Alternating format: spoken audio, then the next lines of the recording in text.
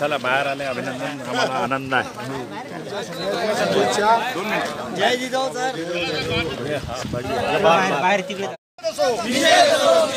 भारतीय संविधानाचा जय OBC,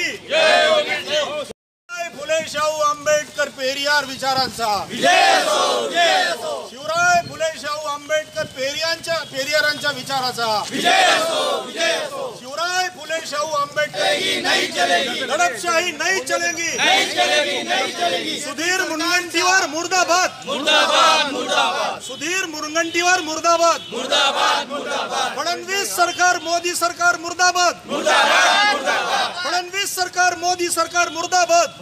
post नहीं डाली उन्होंने, वो जानबूझकर वो बनाई वाली बात है। एक्चुअल मेरे ऊपर जो केस हुई है वो साइबर एक्ट 505/2 के अंतर्गत हुई है।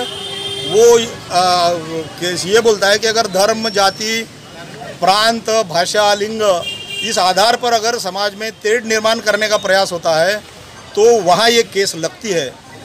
मगर मैंने जो फेसबुक पर 20 तारीख को पोस्ट की थी उसमें लिखा था कि शहीद भगत सिंह के लिए कोर्ट में लड़ने वाले आसिफ अली मुसलमान थे और अंग्रेज़ों के साथ, अंग्रेज़ों के वकील बोल के अंग्रेज सरकार की बाजू कोर्ट में रखने वाले ये सूर्य नारायण शर्मा जो आरएसएस से संबंधित है, इस प्रकार की वो पोस्ट थी।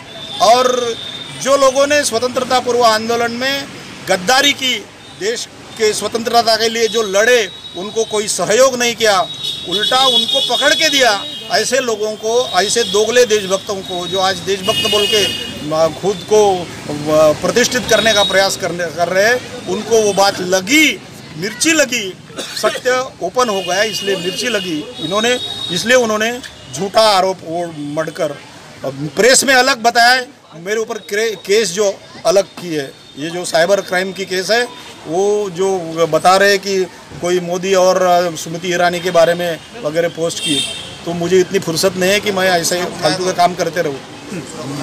मैं संविधान की लड़ाई लड़ रहा हूँ, मैं शिवाजी महाराज, फुले शाहू आंबेडकर, पेरियार के महापुरुषों के विचार की लड़ाई लड़ रहा हूँ। SC ST OBC का आंदोलन लड़ रहा हूँ। SC ST OBC मुस्लिमों को 85% जनता का मैं आंदोलन लड़ रहा हूँ। इसलिए इन लोगों को 85% लोगों ने इकट्ठा आना, इनको रास नहीं आ रहा है, इसलिए जानबूझकर की वाली केस है।